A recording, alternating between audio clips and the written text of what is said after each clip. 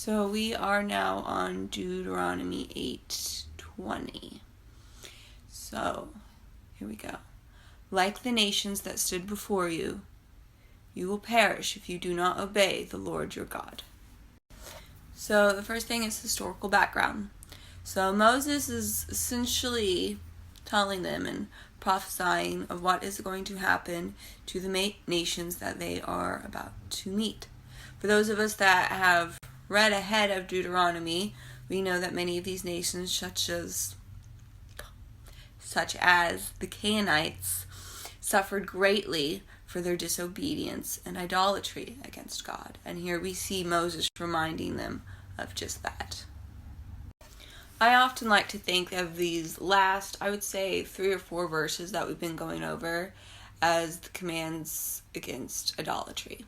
Because ultimately what we kind of see here is Moses is warning them, and even prophesying in a way, of what's going to happen to them if they praise other gods, if they worship other idols, and ultimately if they disobey God. And so when we look at this verse, we're kind of seeing that, and this is the last of that warning as he tells them that those nations that already have done these things are going to perish, and if they do the same, they will perish as well.